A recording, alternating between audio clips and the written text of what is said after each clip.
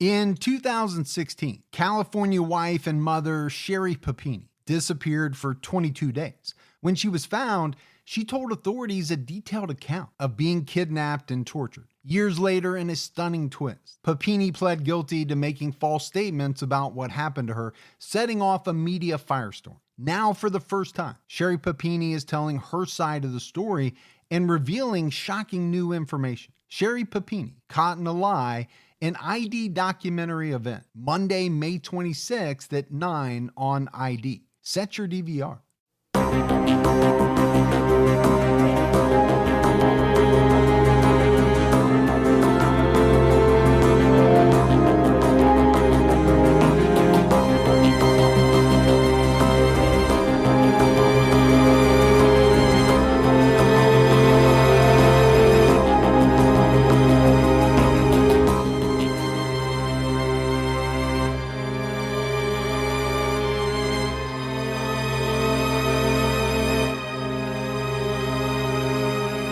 Hello, everyone, and welcome to episode 75 of the True Crime All the Time podcast. I'm Mike Ferguson, and with me, as always, is my partner in true crime, Mike Gibson. Gibby, how are you today? Oh, it's a good day, Mike. Is it a good day? That's a good day. It's a good day to go down under? Go down under. Because that's where we're going, man. I'm excited. Yeah. We've been threatening Traveling. to do an Australian episode for a long time. Going kangarooing. I don't think you're supposed to mess with the kangaroos. Oh, going out of the crocodiling. Crocodiling? Yeah. Dial All right. up those crocodile. We'll throw a boomerang. We'll just say yeah. everything that we think is stereotypically That's Australian. not a knife. This is a knife. That's what I want to be able to say That's down a there. horrible impression I know it of is. Mr. Paul Hogan. It is. I'm sorry, Paul. Crocodile Dundee. But we're doing an Australian episode. But before we get into it, let's do our Patreon shout-outs. Yeah, let's do that. We had Julia Brendel, Thank you, Julia. Amber Scott Guerrero. Amber's big on social media. Big time. Jumped out at our highest level. Appreciate it. So we appreciate that. Anna Lee. Thank you. Kiki, Just Kiki. which I think is such a cool, fun name. Yeah. And if you have that name, that's all you need. You better be like lively party person. Yeah, the life of the party. Yeah. If you're Kiki. Michelle Billum, Hey, Michelle. Ian Ford, Yasmin Chowdhury. I like Yasmin. That's a cool name. Yeah, it is. I like that name. Yeah. Sophie, Hey, Sophie. Carol C. We love Carol C. Yep, we love Carol. She jumped up to our highest level, and we appreciate that. We're going to be seeing Carol pretty soon at CrimeCon. We know we will. Lindsay Moffat, Hey, thanks, Lindsay. Badger Furette. That's a cool name right there. That is cool. Badger. And uses an avatar of an actual badger, Wouldn't want to mess with Badger. which is kick-ass. Don't mess with Badger. Badger or badgers. No, that's something you don't want to mess with. No. I hear they're very ferocious. Yeah, I think so. Michael Hopkins Hey, Michael. jumped out at... no, he's been with us. Michael's been with us. He jumped up to our highest level. Yeah, I appreciate that. We had Sierra Hogan, Hey, Sierra. Austin Williams, Thomas Butler, Hey, Tom. Julie Govern, Governess. She's a governess. Amy Wisemantle. Let's see right there, man. Wise Mantle. See right there what? What am I supposed That's all to I'm see? saying. Just look at that name. Wise Mantle. Okay. I'm looking at Soak it. it I in. looked at it when I said it. Hey, did you soak it in? I soaked it in. Okay. And now I don't know what to do with it. It will come to you. Okay. If we go back into the vault. This week we selected Deb Ryhall. Great supporter, been with us a long time, so Yeah, we thanks, appreciate that, Deb. And we appreciate the long-time Patreon support. We appreciate the new supporters that we get. We appreciate everyone. And we appreciate our PayPal We do. supporters. And we had some. We had Jennifer Murray, Thank you. Allison Thompson, Awesome. and Samantha S. Samantha S. Always comes through. Man. Yeah, she knows how to get to me. Yes, she does. Yeah. So if you want to support the show, there's a couple of easy ways to do it. You can go to patreon.com/True Crime All the Time. Probably the easiest way is just to go to truecrimeallthetime.com. That's what I do. There is a Patreon button. There's a PayPal button. There's a donate page. I mean, you can find it pretty easily. Yeah. If anybody wants to do that. If I can do it, you can do it. Can you do it? Well, yeah, of course I can do it. Okay. I'm a Savant. It's that easy. So basically, Gibby is saying it's so easy that he can do it. Exactly. Which means anybody can do it. That's what you're saying. I guess so. Because that's how it's coming out. I didn't think that one through. But we do. We appreciate everyone so much. So at the same time this episode is out, we have an unsolved episode. We do. And we also are doing an Australian case. That's right, mate. So we're kind of linking TCAT and TCAT Unsolved. I figure why we're down there, we just go ahead and... Yeah, we don't want to make a flight all the way back and then sometime later have to fly back down. Yeah, it's a little rough on the body. On Unsolved, we're doing the Wanda Beach murders. Yeah. Fascinating case. It really is. 2 young girls. Yeah, both 15. 15 years old, disappear. And you and I have kind of touched on the Wanda Beach murders a little bit, especially in the Beauty Queen killer episode. Yeah, we did. There's a thought that maybe he could have been involved, and I'm sure we'll probably touch on it in the episode. Yeah, we will. So check that out. CrimeCon's coming quick. CrimeCon be here. I'm excited. It's less than 3 weeks away now. Yep. But you still have time. If anybody wants to go to crimecon.com. Get your ticket. Use our code TCAT. Yeah. And you'll get some money off of your standard badge price. I think Mike still has some room in his hotel It's all room. full. Is it full now? It's completely full. All right. How about a rollaway? There's no rollaway bed. There's no reservations. I had to put the what's the sign they use at the hotel? Do not disturb. No. Oh, no vacancy. I had to put the no vacancy sign. No vacancy. Do not disturb. Do not disturb. That is a completely different sign. Don't be using that sign. Get you in trouble. All right, Gibbs, let's get into this case. Let's do it. So we are talking about David and Catherine Birnie. And like I said, we've been threatening to do, I don't know why I keep saying threatening, but we've been saying that we're going to do an Australian case for a long time. We have. We should have already done one, but we wanted to make sure that we get one out. We have a lot of amazing TCAT listeners in Australia. And not only that, but this is just a fascinating case that anybody... Yeah, it doesn't matter where you're from. Is going to enjoy. Right? People in other countries love the American cases. We love some of their cases. I mean, true crime is universal. That's for sure. No doubt about that. Now, I got to be honest. Australia is still somewhat of a mystery to me. I still haven't been able to eat the Vegemite. Yeah. I've made several sandwiches with the intention of trying it and literally could not get my body to cooperate. Couldn't man up? I couldn't man up. If you want to go that way, we can. Now, and I'm not a person that travels a lot outside of the U.S. Right. I'm not by any means a world traveler. I'm more of a homebody. I do travel inside the United States. I seem too much locked up abroad. You know what you ought to do? And it scared me. You should take that tube of Vegemite. Uh-huh. Oh, wait a minute. I don't like where this is going. No. Put it in your overnight bag. Take it down to us when we go down to CrimeCon. Mm-hmm. Take it to the meetup. You and anybody that shows up at the meetup can try a little bit of Vegemite. All right. We may have to do that. Yeah. But I am fascinated by Australia.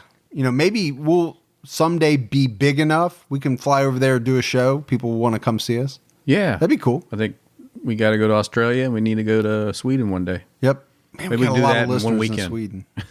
That's a weekend? Yeah. That's a hell of a weekend. Just be on the plane the whole time. So getting back to David and Catherine Birnie. This is a serial killing couple from Australia. They murdered at least 4 women. Some think maybe more. And they murdered these women in their home on Moorhouse Street in a suburb of Perth, Australia. And the press would dub these as the Moorhouse Murders based on the name of the street where they lived and committed the murders. So like we usually do, let's go into some background on both David and Catherine. David Birnie was born February 16th, 1951 to John and Margaret Birnie. So he was the firstborn, but he would have 5 siblings. So fairly large family. Probably not a shock that David did not have what you would call an ideal childhood. We've had some folks that we profiled, Gibbs, that have had good upbringings. but the majority have not. They've come Yeah. from dysfunctional families and things like that. And that's the case here with David. Both of his parents were alcoholics, and there were a lot of times where the government would step in and actually remove the kids from the home for extended periods of time. A lot of gossip about the family regarding, the alcoholism, how dysfunctional everyone was. But that wasn't the worst part of it. Oh, that wasn't. No. The worst part was that there was gossip around the town that there was incest going on inside of this family. Well, another layer. And that's not, none of this gossip is really good, right? But that's probably at the bottom of the list of what you want people saying about you Well, it's not healthy. around town. Not healthy at all. David was, by everything you read about him, kind of a sickly kid. I don't know if he was sick, but people thought he was because of the way he looked. He was frail. He just looked like something was wrong with him. He dropped out of high school, and I don't think I've ever said this, Gibbs, to pursue being a jockey. Really? Yeah. Not a disc jockey. No, A horse jockey. Really? So he was not a very big guy. No, you can't be a big guy and be a horse jockey. No, there's- Well, you can, but just won't be successful. Yeah, I think there's a limit, right? I would hope so. If there's not a limit, there's a ideal height and weight type to be a good jockey, I think. Yeah, I think you'd have a hard time getting hired. At 6'3", 220. Yeah. Yeah, might be a little slower than some of the other guys. But he does. And he quit school to try his hand at becoming a jockey at a local horse park. And I think it's, he's living in the stables at some point. Oh, nice. This kid's 15, maybe. Yeah. 16 years old at this point. But it doesn't go well. And this is going to be a common theme in his life. Not a lot of things are going to go well for David Birnie. Number one, he was cruel to the horses. It seems like that should be rule numero uno of being a jockey, that you wouldn't mistreat the horses. He literally was caught beating horses. Oh, that's not good. And I'm not talking about with the little riding crop as you're riding. Right. He was mistreating these animals. Yeah, so what a loser. On top of that, he was caught multiple times exposing himself. To the horse? I don't know. I don't know. Is that against the law? That's just wrong. Or is that just frowned upon? It's just, frowned upon. No, I think he was exposing himself to women. Okay, that's bad too. Worse than the horse? Or Oh, absolutely. Yeah, that's what I was going to say. Because you said it like, oh, that's bad too. But yeah, no. Yeah. As equally as bad. It's all bad, but yeah, that's even higher up. And it was during this period of time that he's kind of essentially living at this horse park, trying to make it as a jockey, that he breaks into a woman's house. He's stark naked. Of course. With the exception of a stocking over his head. Oh, I wasn't sure where the stocking was going to be placed. Yeah, it was on his head. Okay. And no laughing matter, he would commit his first rape. Yeah. Very young. It's a very young age. So all of this culminates in this trainer that he's working with. He starts to realize this is a bad guy, and he kicks him out. So his goal of becoming a jockey is gone, and David turns to a life of crime. And like I said, he starts really young, and throughout his teen years, he was convicted of numerous misdemeanors, felonies, and he would spend time in jail. Now, Catherine Harrison, who would later be known as Catherine Birnie, she was also born in 1951, like David, so they were pretty much the same age. Catherine's mother died when she was very young, and she went with her father to live in South Africa. That's a heck of a move. That's a big move, yeah. But that arrangement only lasted a few years because her dad was having a hard time raising her. He ends up shipping her back to Australia to live with her grandparents. Catherine was said to have been a very lonely child. She wasn't allowed to play with other children. People would later remember her as a kid that never smiled. So you really have to absorb this loneliness, a lack of affection, because I really think it's going to shape her life and maybe be a big driver of what's going to happen later on. I believe you are correct. You sound like Ed McMahon with Johnny Carson. You are correct, sir. You are correct. Now, David and Catherine, they met growing up as children. They both had sad lives. And I think that's a big part of what forged their connection. Later on in their teen years, they kind of find each other again, reunite, and they rekindle that connection in more of a romantic way. More of an adult way? More of an adult way, yeah, I think. Okay. Netflix and chilling? Netflix up. Yep. But Catherine, I think she wanted to be loved. Like we talked about. She didn't have a lot of affection growing up. She was longing for that. And she found that in David Birnie. And she would do anything for David, including joining him in committing these crimes. That's just a different type of love.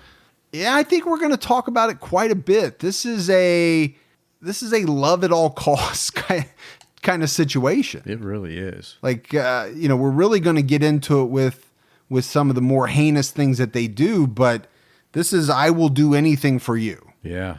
And that's going to become really... They're really taking it to the, some people say, hey, baby, I'd do anything for you. This is taking it, actually following through. Oh, this is as next level anything, yeah. As you can get. So we jump up to 1969. They're both around, 18 years old at this point.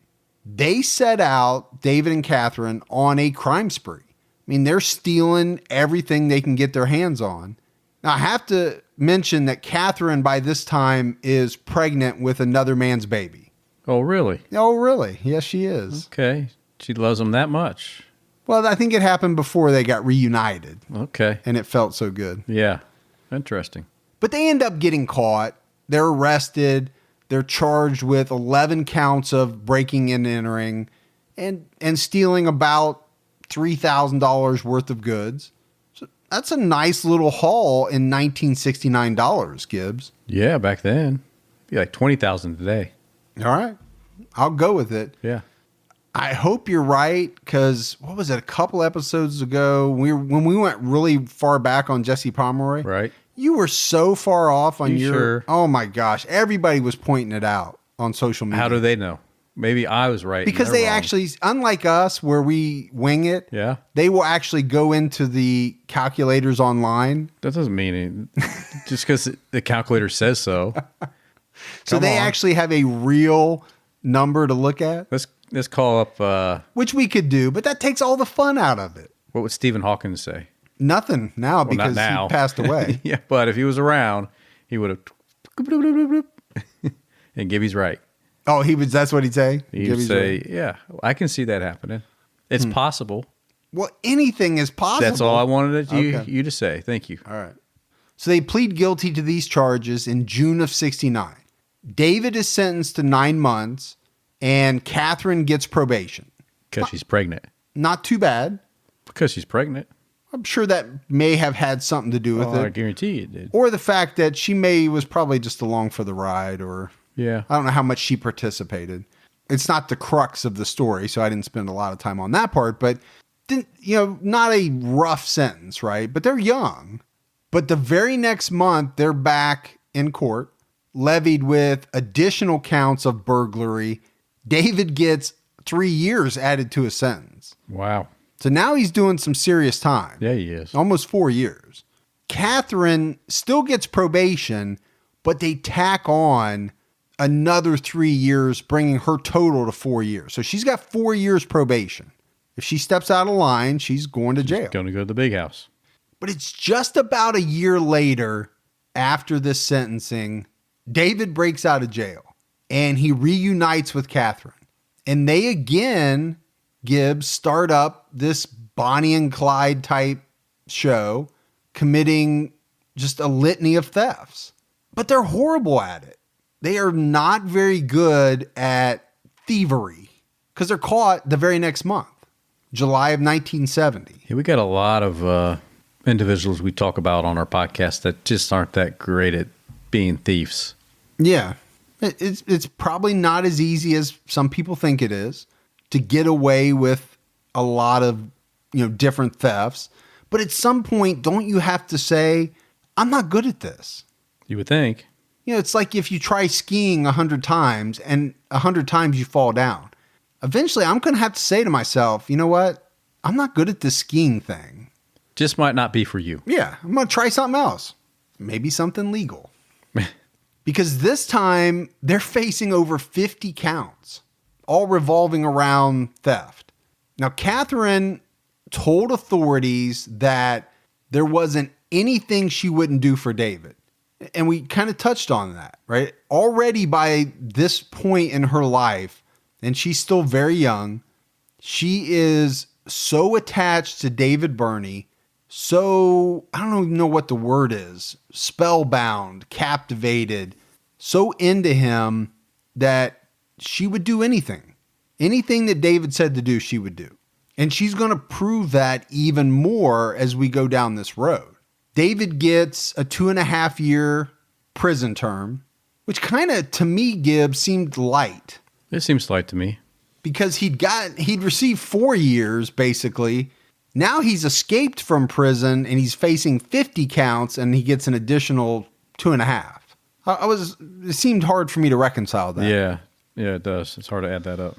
This time, Catherine doesn't get off. She gets 6 months and her baby is taken away from her. She's separated from the baby until she's released. But 6 months, not very long time for all the things that she's done in her young life, to me. And when Catherine gets out, she doesn't have David. Right? David's got a sentence that is much longer than hers.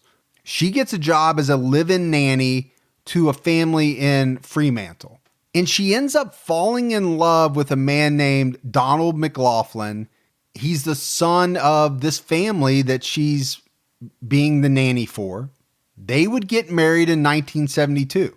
By that time, Catherine is 21 years old, and she would go on to have 7 children with Donald. Wow. And it's kind of hard to believe, right? We know this story is about Catherine and David.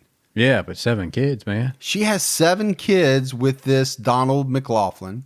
The first is a son, born not that long after they got married in 72. When the baby is 7 months old, Catherine witnesses her infant son being killed after the baby was crushed by a car. Wow. So heartbreaking. And later on, after all of these horrors of what David and Catherine are going to do, after they come out, there's going to be a lot of professionals examining this one incident and, trying to figure out what the significance of it was in relation to what's going to happen. What did this really do to her? Her marriage to Donald would it was rocky. It would steadily decline. She was never really that happy in this marriage. They didn't have much money. Apparently, neither of them were very tidy. The home that they lived in was described as an unbelievable pigsty. So she's looking after 6 kids, because obviously the first child died. Donald is unemployed. So it doesn't seem to me, Gibbs, like a situation that's going to last very long. Yeah, I mean, there's nothing really wanting to keep somebody there, right? I mean, waking up, the place is a pile of junk. It doesn't sound like an ideal relationship. No, nobody's doing anything, right? Doesn't seem like it, except for taking care of a bunch of kids. Yeah, that's a lot. I get that, but I'm just meaning, I don't see it being the ideal situation for them. So add to that the fact that David Birnie is out of prison. He tracks Catherine down, and they reunite again. Reunited. It feels so good. Yeah. They'd been apart for a long time, a long number of years. But it's almost as if this connection, this bond that the two of them developed as children, fostered, grew as teens, it's like it was so strong. Like they could not stay apart. and the two begin having an affair. And one day, Catherine, she just realizes that all she wants is David. So she calls up her husband, Donald, and says, I'm not coming back. I'm out. Good luck with the 6 kids and being unemployed and living in a filthy house. I'm out. I'll send you a card. Now, Catherine and David would never marry, but she would legally change her last name to Birnie. So that's why when you see it, she's referred to as Catherine Birnie. So we fast forward just a little bit, 85, 86 time frame. David and Catherine are now 35 years old. They're together. They had been together. They led separate lives, and then they got back together. Separate lives, huh? Putting that Phil Collins on. That's another song, isn't it? And they're now living at the house at 3 Moorhouse Street in Willagee. And Willagee is a kind of a suburb of Perth, Western Australia. Okay. I did a lot of research on geography for this one, Gibbs. You could just ask me. I would have told you. Well, that's true. But did you know that Australia has one of the longest single highway in the world? Really? Yeah. I would have never thought that because of the way that Australia's shaped. Right. But it goes around like the outside of it. Oh, okay. So loops around. Yeah. So then you think like, oh, that's pretty long ways. It would be a pretty long way. That's just the kind of nugget that you get on TCAT. Yeah, that's right. You just drop it right there. You don't need it, but we're going to give it to you anyway. Now you know. You having coffee with somebody later today, you can say, hey, did you know?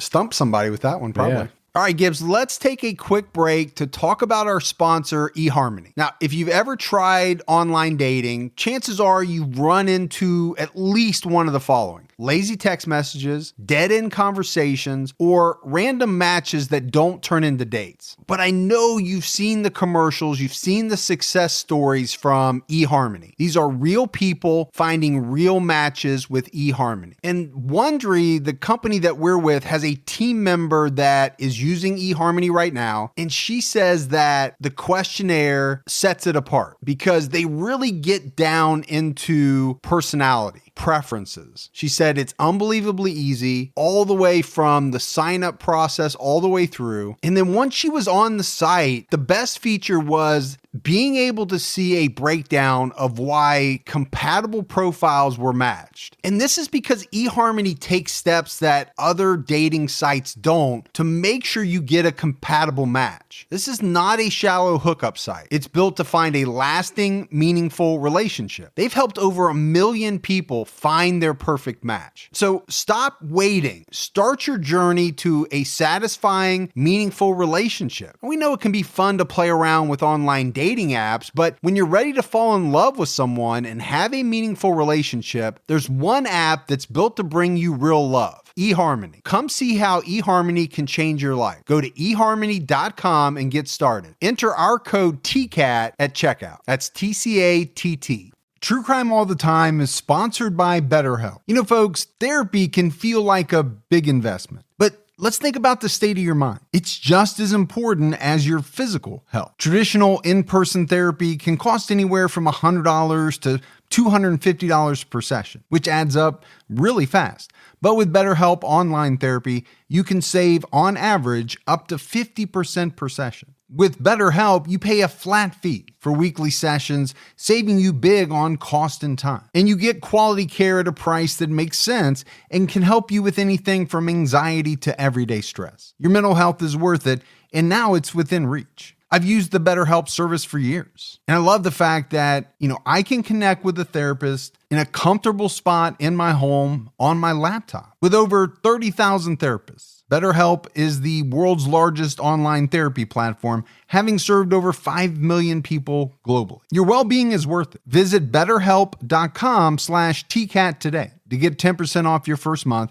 That's BetterHelp, HELP.com/TCATT. So this house at 3 Moorhouse Street is little white brick 2-bedroom bungalow. It's run down. It's overgrown with weeds. It was said to have been, Gibbs, by far the worst looking house on the block. Hands down. Really? I think there was even a quote. Somebody said that This house made every other house on the street look like a palace. Wow, that's bad. The difference. And I've seen a lot of houses, man. Yeah, you and I both have seen a lot of houses in some of the things that we've done. Right.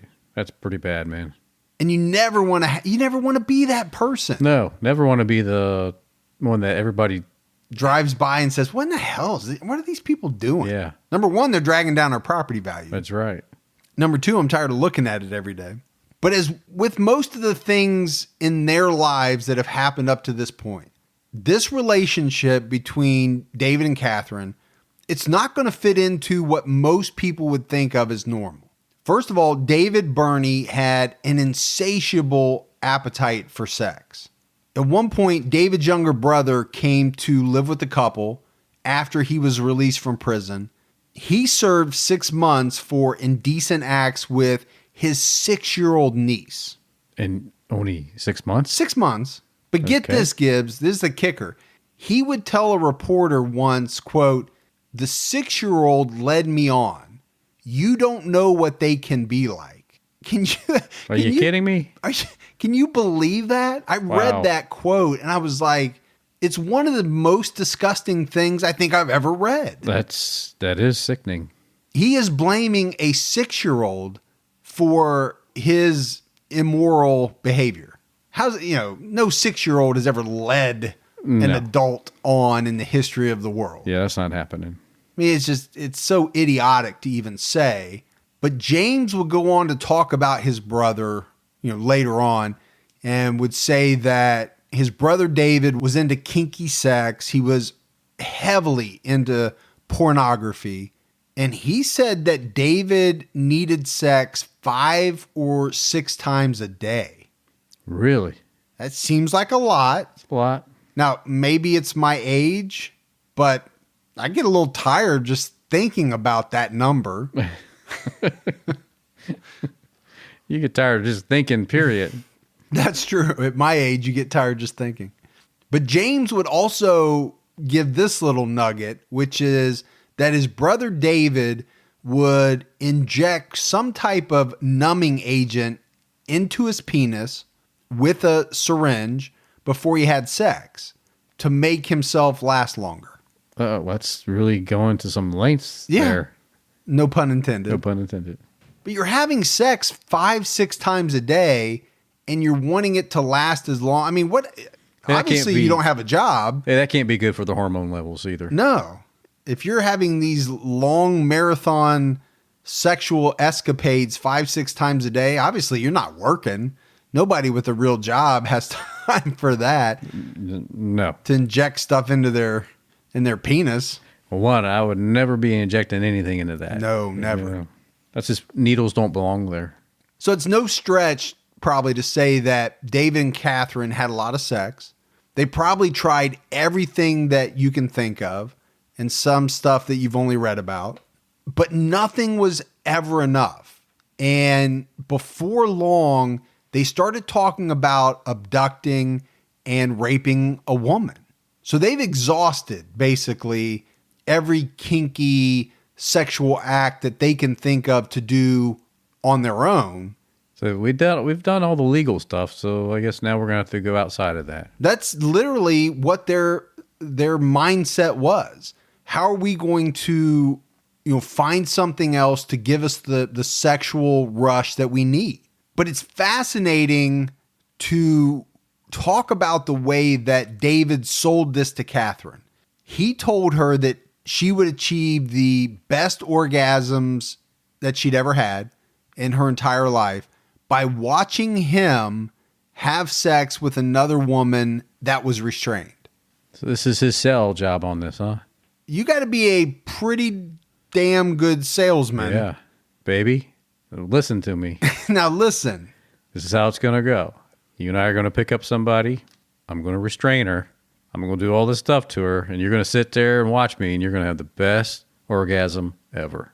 You just summed it up. That's basically what he said. Now, was David Birnie the master salesman, or was Catherine just so eager to please? Yes. Just participate. Which I think it's the latter. Yeah. I think she would have run through a brick wall for him for whatever reason.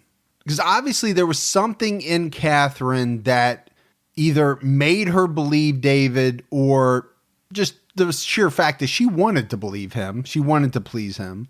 And we know she had said it before. She had told authorities before she would do anything for David Birnie. Yeah, and she did. So now we have to talk about their first victim. And it's a 22-year-old student by the name of Mary Nielsen. She's studying psychology. She's working part-time at a deli in Perth. And it's on October 6th, 1986, that Mary drops by the house that David and Catherine live at. She had actually met David earlier at the place that he worked. She was looking for tires for her car. And David was working at kind of a junkyard, spare parts yard, whatever you want to call it. And he told her that if she would come by the house, he would give her a much better deal. So to a university student, probably strapped for cash, Sure. that sounded like a good idea. As Nielsen entered the Birnie house, she was seized at knife point. She was bound, she was gagged, and she was chained to the bed. And Catherine Birnie watched as David Birnie repeatedly raped this girl. And she talked to him as this encounter unfolded. She asked him questions about the attack, what was turning him on about it. It was a very strange scene to... Yeah, it's bizarre. Yeah, it is. To think about that this can really happen. They eventually took Mary to the Glen Eagles National Park. David Birnie raped her again and then strangled her with a nylon cord and stabbed her through the heart. Wow. Killing her, obviously. Sure. Absolutely, yeah. They buried her in a shallow grave at this national park. And there was a thought that I think they were going to do this repeatedly. I think they'd already made up their mind about that. This was not going to be a one-time thing. They were going to make, essentially, Gibbs, their own graveyard inside of this national park. This would be the place where they would dump all of the bodies. Now, to get away with what they called the perfect murder, they drove Mary's car and they parked it near police headquarters because they thought that that was a way to not arouse suspicion. I'm not sure I follow that logic completely. Yeah, I don't either. But Catherine would later say that they had spent many weeks doing research on the best way to commit murder and get away with it. So this was not random. This was something that they had been planning for some time. Now, the victim and the circumstance kind of fell into place for them because David meets Mary at, his place of work and, kind of just all fell into place. But they had been planning on doing something for a very long time because after this first murder, they start going out hunting for victims. They're actively driving around searching for women. The second murder occurred just a couple of weeks later on October 20th when they picked up a 15-year-old named Susanna Candy. She had been hitchhiking along the Sterling Highway in Claremont, and within seconds of her getting inside the car, they had a knife to her throat. They ended up binding her hands. She was taken back to the house on Moorhouse Street. And this time, they forced the victim, Susanna, to write letters to her family saying that she had run away to Queensland with her friends. So they had thought about this, right, beforehand. Sure they did. This is another way. This is the perfect murder. And this is a little reminiscent of the Gertrude Banishevsky case that we just did a little while back. She also tried to do that same thing, right, to cover her tracks. But they are able to get Suzanne to write these letters that they're going to send out. Then they gag her, they chain her to the bed, and she's raped. And after David Birnie had finished the sexual assault, Catherine gets into the bed. So there's the three of them. Right. And David is going to strangle this 15-year-old girl. But Catherine wants to be in the bed. It's hard to... She wants to be in the bed when it occurs. Yes. Yeah. She had maybe sat on the sidelines watching him do this horrible act. But when it comes to the ultimate sin, murder, she wants to be in it. Does that make sense? Yeah, she does. I mean, it doesn't make sense, but... No, yeah. I know what you're trying to say. Front row center. Exactly. So David attempts to strangle Susanna, but she flips out. I mean, she is fighting him tooth and nail. So they have to go to plan B. And plan B is to force sleeping pills down her throat, which they do. They're able to do that, and it puts this girl to sleep. And obviously, once she's asleep, David very easily is able to slip a nylon cord around her neck, and tighten it until she dies, till he strangles her. They buried Susanna Candy in another shallow grave in the state forest. But what would come out later is that it was Catherine and not David that was calling the shots. And this is part of this case that I found so fascinating, because we know the pair is out driving around. They're looking for a female to pick up, a hitchhiker, somebody that needs a ride. But it was up to Catherine as to whether or not she thought the person that they picked up would make a suitable victim. And they had gone as far as setting up a secret code word or phrase. So when they got somebody in the car, they would have a phrase that would say, it would be an innocuous phrase. It wouldn't throw off panic or alarm to the passenger. If Catherine mentioned to David that she had the munchies, that was the signal. That was the code that they had come up with, that the person that they had picked up was going to be their next victim. Catherine also had with her a very large knife that she called Bubba. Bubba. And once she said the code word, that knife was coming out. And she, not David. Right. Number one, making the decision. Number two, holding the knife against, a woman or a girl's throat until they got back to the house. So she'd say munchies, and he knew. Yep. And then, meanwhile, the girl's like, yeah, munchies. I'm hungry. But then she'd say Bubba, and then it really gets serious. No, it would. Yeah. At first I thought Catherine was just going along with whatever David wanted. And to a degree, I think she did. But there's no doubt she becomes a very willing and active participant. She's calling the shots, for crying out loud. Well, I mean, clearly she enjoyed taking a life. She did. And she'll talk about it. She enjoyed the sexual aspect of it too. Yeah. She enjoyed the whole thing. We've done some other episodes on some killers that got off. I mean, while they were strangling, while they were stabbing, taking that last breath, that last look when the light in their eyes went out, that really got them off. Tommy Lynn Sells loved that. I mean, she's just like that. Like that, but with the added component of she's also doing it with somebody else, and to a large degree, I think, for somebody else. But she's enjoying it herself. And I think she would admit that later. On November 1st, they saw 31-year-old Nolene Patterson. She was standing beside her car on a highway in East Fremantle.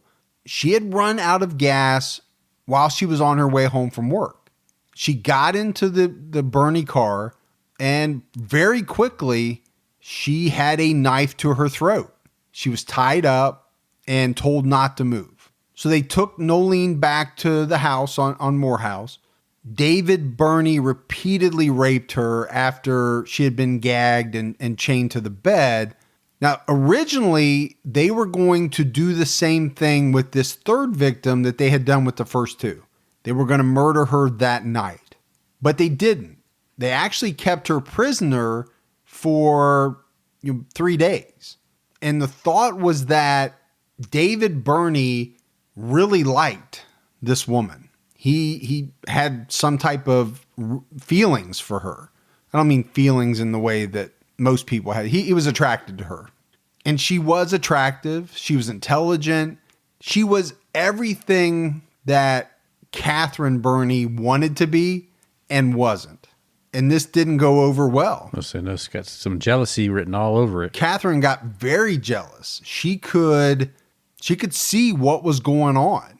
You know, number one, why did we not kill this girl, this woman? Why is she still here 3 days later?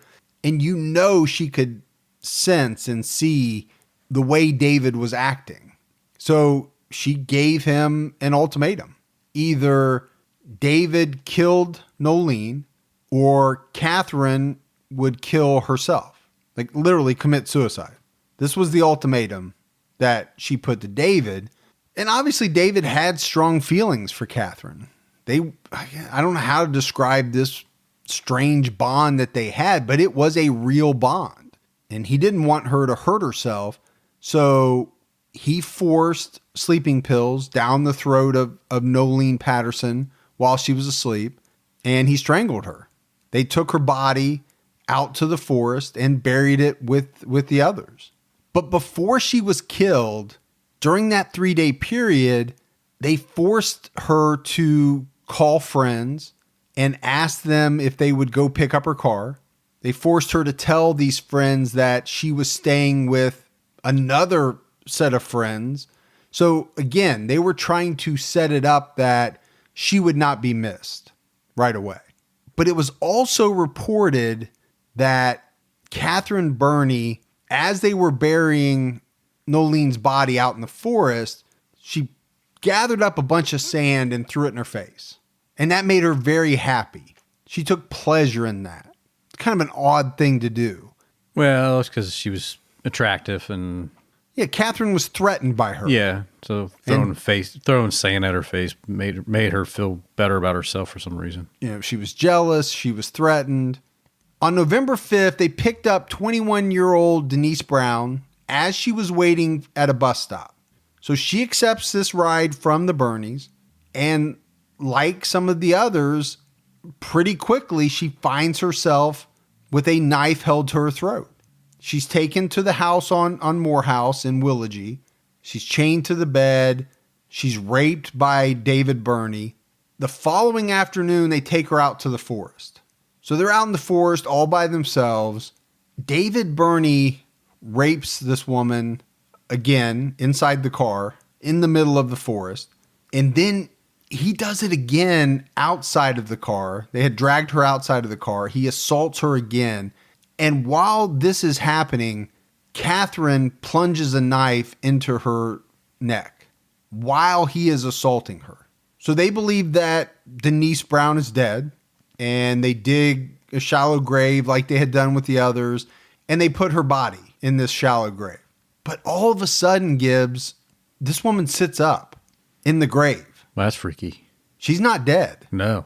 And David Birnie grabs an axe, and he swings it twice into her skull as hard as he can.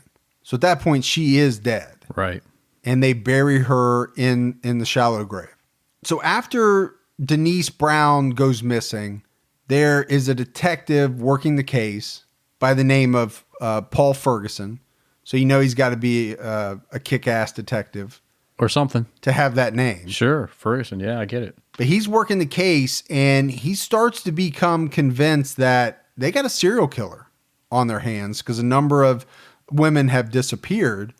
I mean, you can put the timeline together in your head, but Denise's disappearance was the fourth young woman in less than a month. I mean, it's definitely reason to have concerns, man. Well, and especially in Perth, that's what I got from it, was that, you know, this was out of the ordinary for Perth. It wouldn't be if you were a detective in New York City. That kind of stuff happens all the time. And well, no, this stuff happens. Well, all the I don't time. know about but this, yeah, you're right. I mean, they're used to dealing with high level type of crimes. If this happened here where we live, it would be front page, sound all the alarms. Yeah. Now, Perth is obviously a lot bigger than where we live. Sure. But from the research, I got that back in the 80s, this was not something that they experienced. To this degree, anyway. Exactly. Now, maybe in Sydney, Melbourne, something like that, but not Perth. Now I want to go to Perth. Actually, I just like saying the word Perth. If you're happy, we're happy for you. Clap your hands. Yeah, clap your hands. Even the smallest step forward can make a big difference in your financial future. When you open a Chime checking account, you're one step closer to a better financial future with no maintenance fees, fee-free overdraft up to $200, or getting paid up to 2 days early with direct deposit.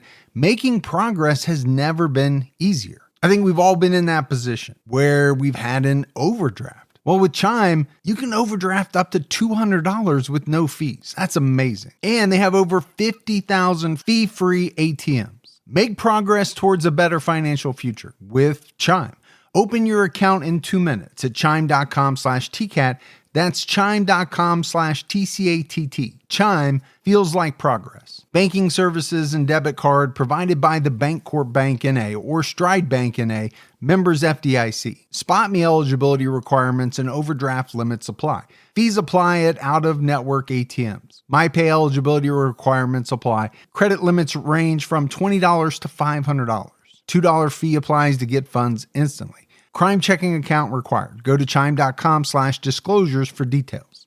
My wife and I do a lot of shopping online, and we always use Rakuten. Rakuten is the smartest way to save money when you shop because you earn cash back at over 3,500 stores. We're talking fashion, beauty, electronics, home essentials, travel, dining, concert tickets, and more. Your favorite stores like Macy's, Nike, Sephora, Dyson, and Lowe's. And that's just to name a few. Pay Rakuten to send them shoppers. And Rakuten then passes on a part of that payment to its members as cashback. Cashback is deposited directly into your PayPal account, or Rakuten can send you a check. You can even maximize your savings by stacking cash back on top of other deals, like store sales and coupons. You're already shopping at your favorite stores. Why not save while you're doing it? It really is a no-brainer. Membership is free, and it's easy to sign up. Get the Rakuten app now and join the 17 million members who are already saving. Cashback rates change daily. See Rakuten.com for details. That's Rakuten.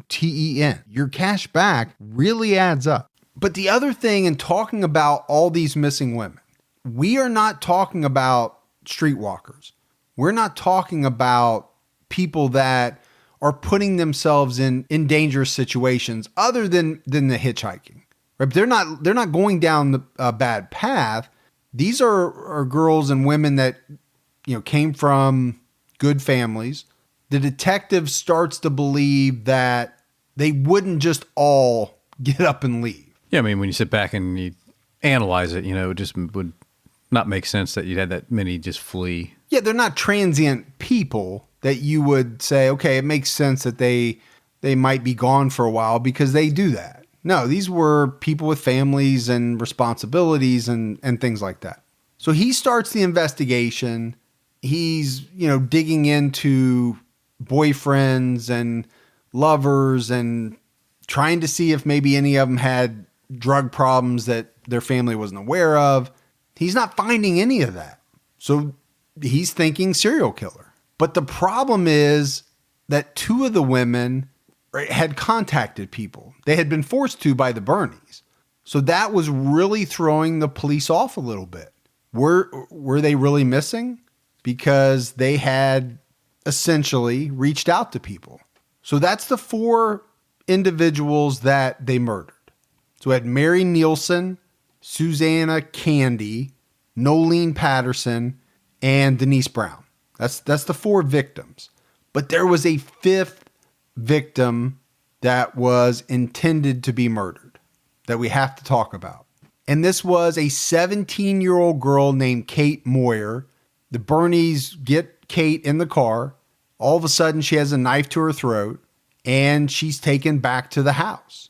And just like the other victims, she's chained to the bed, and she's raped repeatedly by David Birnie while Catherine watched. Just sits there and watches and enjoys the torture and gets enjoyment out of that. Well, I mean, clearly she's getting herself off. Yeah. I mean, there's something, or she wouldn't be doing it, right? There's exactly. something that she's getting out of it. Now, the next morning, David goes to work and Catherine is left to watch over Kate. She ends up taking off her chains because she wants her to make a phone call. She wants her to call her parents and make up a story that she had spent the night at a friend's. So much like she had done with a couple of the other victims. But somebody's at the door and Catherine goes to answer the door, leaving Kate unsecured. And Kate is able to escape out of a window. And there are a lot of people, Gibbs, in the research and a lot of different articles that I read that believe it's possible that Catherine, by this point, was sick of the murders, that she really didn't want Kate to be murdered. Now, I don't know if I believe this or not. I'm just throwing it out there. And that she may have intentionally left Kate unsecured so that she could get away. I don't believe that. I don't think I do either, but there's a lot of speculation about that. So that afternoon, Monday the 10th, November 1986, 17-year-old Kate Moyer bursts into a supermarket in Fremantle, and the customers are startled. I mean, this is a 17-year-old girl. She's half naked. She's crying, telling people that she had been raped and that she'd gotten away. So obviously they call the police. She's taken down to the station. She tells the story of what happened to her. But there's officers at the station that I don't think are believing her story. But there's at least one that does. There's a young female police officer that interviews Kate. She's not that much older. I mean, she had just come out of the academy, and she can tell as she's hearing this story, as she's sizing up Kate while she's talking, she knows this is real. This is not a lie. And Kate Moyer was she was amazing. First of all, that she escaped. That was amazing. But she had at 17 years old, had the forethought to think of and remember a bunch of details from the house. So one of the things that she's telling this female officer, is that there was a movie in the VCR and it was Rocky. The band Dire Straits was playing on a cassette player. And she said that the man and woman used fake names while they were talking, when they were addressing each other. But she remembered seeing a medicine bottle with the name on it, David Birnie. And on top of that, she tells this young officer that she had Kate drawn some pictures while she was in the house and hidden them. She wanted someone to know that she had been there in case she didn't make it out. I mean, imagine, this is a 17-year-old girl thinking of things that I'm not sure a lot of us would think of in that instance, scared to death. Sure, absolutely. She's doing some amazing things. Yeah. But it's when she mentions this name, David Birnie, that the police really start to take her seriously. They know David Birnie. You know, we've talked about it. He had a lengthy criminal record by that time. And on top of all those details, Gibbs, she's able to give them the house number. So the police load her up in the car. They go to 3 Moorhouse Street. Catherine Birnie is home. They start to talk to her, and she actually admits that she recognizes the girl in the car, but says that she's not going to answer any questions without David. So they go get David and bring him back in handcuffs. But what the couple claims is that they had not abducted this girl. She had come to the house of her own free will to party with them, do drugs, have sex, but that all of the sex was consensual. Well, yeah, I mean, of course, they got to sell that to the police. So leaving Kate in the car, they go inside the house, and it's not hard to figure out. They see the chains, they see the handcuffs. Basically, everything they're seeing confirms what Kate had told them. They even find the movie Rocky in the VCR. They find the Dire Straits. They find her drawings. And they find some sleeping pills that the Birnies tried to get her to take, but she wouldn't do. She hid them under the mattress. So these were all details that she was able to give police, and they were able to corroborate it very easily. So they hauled David and Catherine in, and they're grilling them for hours, but they're not cracking. They're not giving anything up. And then all of a sudden, a detective comes up with an idea. He tells David Birnie that they're done messing around with him. They're just going to get the shovels and start digging up the graves. Now, they're bluffing at this point. They don't know where these graves are. And David Birnie falls for this. And he tells detectives, okay, there's 4 of them. That was fast. Yeah, it was a great bluff and it worked. Now, when Catherine is told that David had confessed, she folded as well. She broke down and she told everything. Not only that, they led police to the graves of Mary Nielsen, Susanna Candy, Nolene Patterson, and Denise Brown. I mean, I'm glad they do this stuff at the end, so it gives the family some peace of mind. But it's just really weird that they have any type of compassion now. I don't think they had compassion, and I'll tell you why. I agree with you, though, that it's a good thing. But there were people that were involved in this trip that took the Birnies to find these graves that later came out and said they were excited, the Birnies. It was like they were showing off what they had done. I don't know if they had compassion. Like a little victory tour? It was almost like they were excited to show the police. Now, after they'd been caught. Well, at least the family's got their loved ones back. And I agree with that part. I agree with what you said.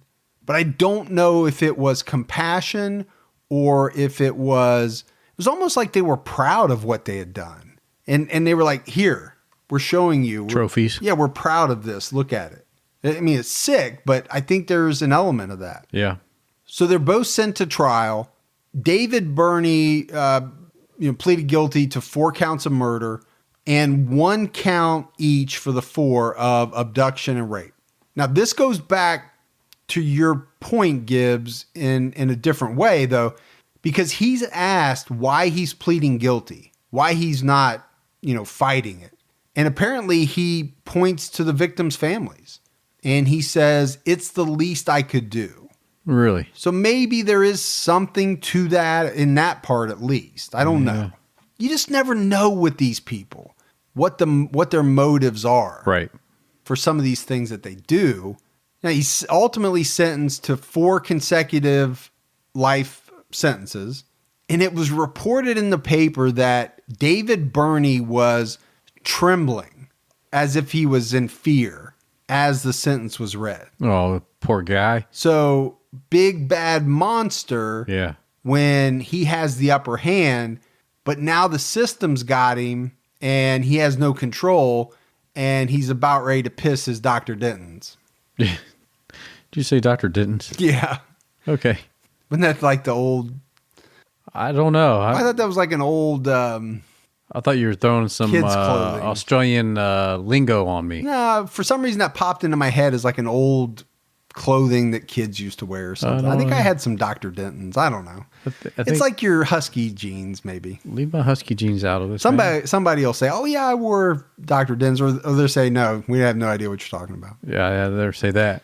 Either way, it brings a smile to my face to think of him trembling in fear. Sure.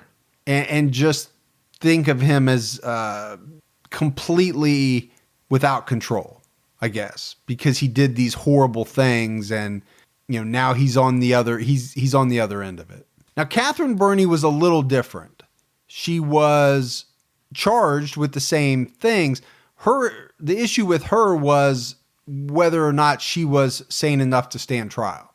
So it took a little bit longer. She had evaluations done, but eventually she was found to be fit to stand trial.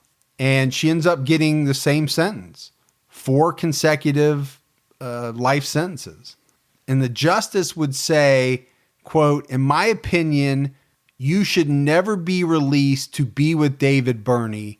You should never be allowed to see him again." Never, ever. So initially, they shipped David Birnie off to a maximum security prison in Fremantle. Yeah. But then he gets moved to solitary confinement because apparently he was a danger to other prisoners. I don't know how, because if you look at this guy, he looks like a broomstick. Yeah, it could have been the other way around, too. They might have put him in solitary confinement to protect him from the others. Well, it could be, but there are going to be some people that levy some accusations. I'll talk about it here in a minute. So he stayed in this second prison, solitary confinement, until the prison closed in 1990. Now, while they were in prison, David and Catherine exchanged over 2,600 letters that they wrote back and forth to each other. Again, Gibbs, these people, there was something there. Yeah, no doubt. I mean, there was something between them two, but in such a wrong way, man. Harnessed in the right way, they would have been soulmates. They would have made the best pair ever. Probably. Yeah, it just wasn't healthy. It just went so far the other way. Now, David Birnie was found dead in his cell on October 7th, 2005. He hung himself. And getting back to kind of what you were talking about, the very next day after he hung himself, he was supposed to be in court for the rape of a fellow prisoner. Because let's not forget, this man had an unbelievable sex drive. That didn't go away. That's true. And it sounds like he was trying to take it out any way he could. I go back to, you look at this guy, he is about 110 pounds, I swear. I really don't know how much he weighed, but he was a little guy. Yeah. And to me, looking at him, I would have thought he would have been eaten up in prison. He would have been the prey, not the predator.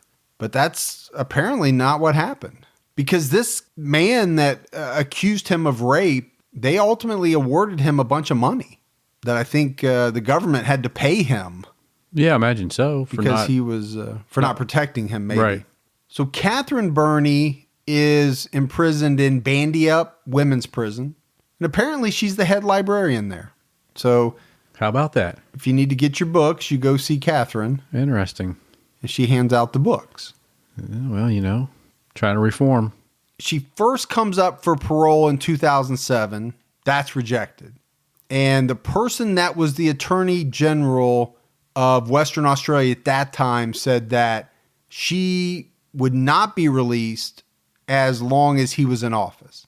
He knew this woman was a monster. He was not going to let her out. But just the fact that she was even up for parole caused a firestorm. Kate Moyer, who we talked about, that was the 17-year-old girl that escaped. Yeah. She basically made it her mission to do everything in her power to make sure that Catherine Birnie never got out. Good for her. And then you had one of the arresting officers. We talked about Paul Ferguson, kick-ass guy. Of course. Fergie. He would come out and rail against Catherine being paroled as well. Yeah. Cathy and David Birnie did not and have never given the victims 1 ounce of thought. This one was terrifying, absolutely terrifying, because the victims were just toys, were just instruments. Cathy Birnie, you forfeit your right to walk out that door, because those poor girls didn't deserve it. It sounds like something you would say, Gibbs. Didn't deserve it? No, she forfeited her right to ever walk out of that prison for what she did to those girls. Of course she did. Yeah. It just sounds like something you would say. Yeah. It's in my book. Called Some Things That I Say. Some Things I Say. And then I want to play a clip from one of Catherine's sons. He was only 5 years old when she was arrested, and he would come out publicly speaking out against his mother getting paroled. I've been bashed over, I've lost my teeth, my gob over it, I've been knocked out. Does that explain your teeth? Explains my teeth.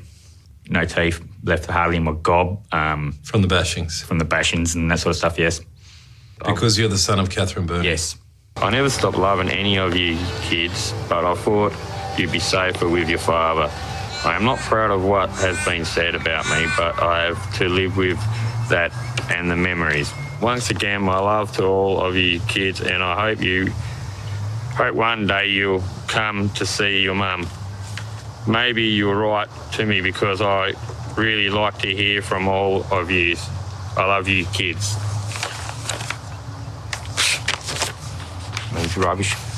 She's at that stage now where she's eligible for parole. She wants to try to get close to at least one of us family members. So we'll say, oh yeah, we'll take on a responsibility if you do get out, that you turn up to all your parole board meetings and all that sort of stuff. And we don't want that. Anyone that takes someone's life should never be allowed to live themselves. It wouldn't bother you if she was killed, executed? Wouldn't bother me. Would not bother me. I'd party for a week. Hurry up and die. So I just had to play that clip because there were so many fascinating parts of it. First off, you never really hear about the kids of serial killers and what they must go through. I mean, this poor kid got the, you know what, kicked out of him. He did, man. You heard he doesn't have any teeth. Nope. People bashed his teeth out. Yeah, they're gone. He said out of his gob. I think that's mouth. Mouth, yeah. I think that's Australian for mouth. It should be. But it's not a laughing matter. He went through hell. No, it's not laughing. I mean, it's kind of funny how he said it, but yeah.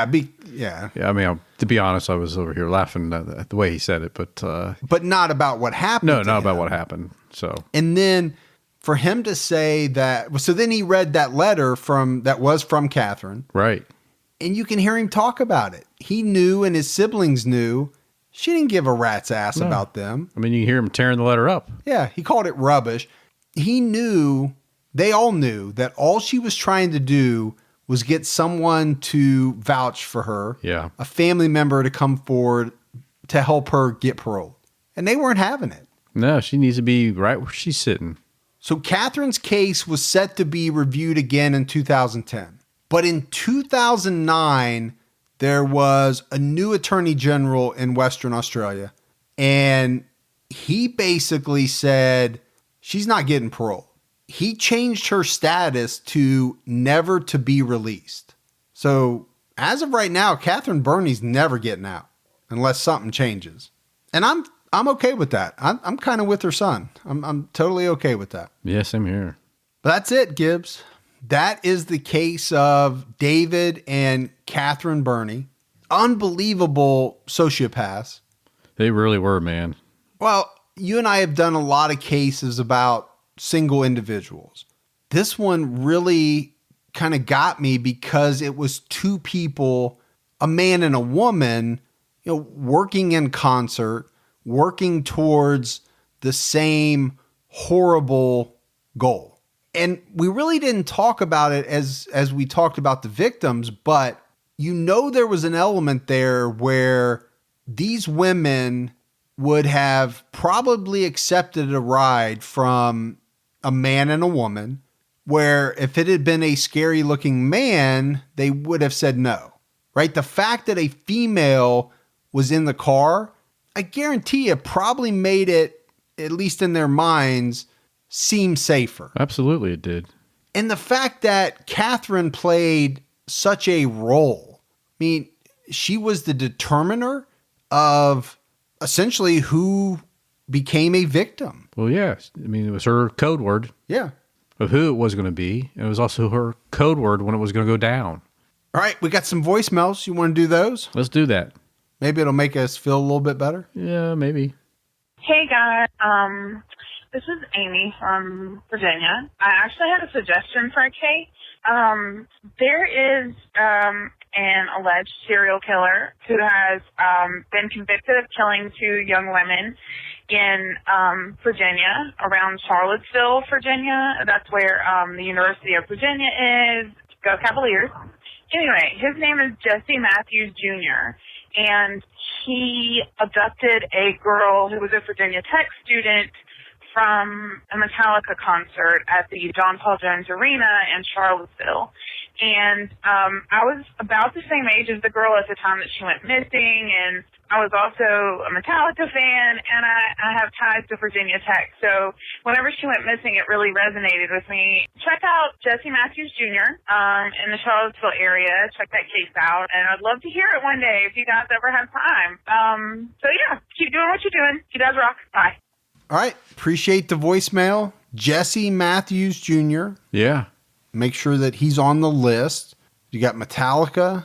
I always like it when people call in. They're like, University of Virginia. Go Cavaliers. Yeah. They slide it in real fast. You have to slide it in. Yeah. Be like Ohio State Buckeyes. Go Buckeyes. Yeah. It's a must. You have to do it. You got to represent. Hi, Mike and Gibby. It's Wendy Calloway. I'm originally from England, but now living in sunny California. I just want to say I love the podcast. Looking forward to seeing you at CrimeCon. And for anybody that's considering going to CrimeCon but isn't quite sure, can thoroughly recommend it. I went last year. It was amazing. Can't wait to see you all. Bye. Well, awesome. We can't wait to see you. Oh, I think it's going to be great. It really is. At first, I thought that was you calling in to do your Australian accent. Did you? And it had morphed into so you thought I was doing a female? Yeah. Your accents kind of go all over the place. They really do. Just think if I drank. You do drink sometimes. If I drank. Well, I guarantee when we get to CrimeCon, when you get a couple in you, people are going to want to hear some accents. Oh, those just flow naturally. And Gibbyisms. There's going to be a lot of requests. Yeah. Hey, y'all. It's Angel from Spartanburg, South Carolina. Just calling to let you know that I really love your podcast. I'm in my car just about all day, and so I get tired of listening to the radio, and that gets me through the day. Spartanburg's been in the news recently because of the Todd Colehouse murders, and I hope to hear that on your show one day. But just called to let you know that I love your show, and you keep your own time ticking. Thanks. Y'all have a blessed day. So I've said it before. I'll say it again, Gibbs. I love the range of accents. I know it. They're great. I love it. You all are wonderful. To hear it. Now, Todd Colehouse is definitely on the list. Sure is. Has been on the list for a long time, and we will definitely get to him. Hi, Mike. Hi, Gibby. This is Taylor from southern Wisconsin. I just wanted to tell you guys that I listen to your podcast like 8 hours every day. I work in a factory, and it just helps the day fly by. I love your humor. I love all of the information that you have on the cases and the respect that you give to the victims of those crimes. And I just want to let you guys know to keep up the good work and that you give a lot of people out there a lot of entertainment. Mike and Gibby, I love you. And, keep your own time ticking. Bye. Yeah, I mean, very nice voicemail. Yeah. Makes us feel good. We love Taylor. you too. We do. And when people say that we entertain them, we help them, whatever, I don't care what they get from the podcast. Yeah. Just as long as they listen and it brings something to them. I always say, let me entertain you. It's an awesome feeling. It really is. And she's from southern Wisconsin. So, she's down there by all those lakes. You giving a geography lesson? Yeah. Okay. You know all that. All right, Rand McNally. Wrap it up. Oh, I like that. That was a good reference. Yeah. Rand McNally. That's that's a strong name. That is Rand. Yeah, Rand. A lot of people probably won't know what that is. They have to be of a certain age. Yeah, they don't understand what a atlas, a road map. They're like, what? You mean a Waze app? I used Waze as a verb the other day. Did you? I was like, just Waze it. Yeah, I love my Waze app. I do too. Yeah. I think everybody should use Waze. I don't want to trade Waze in and go back to, 100-page atlas that you got to freaking fold and shove into your... Need a passenger just to help decipher where you're going. Yeah. It didn't talk to you either. No. All right. We appreciate it. We love everyone. Yep. We're always amazed by the support we get. So thank you. Thank you to everyone. But that's it. That's it for another episode of True Crime All the Time. So for Mike and Gibby, stay safe and keep your own time ticking.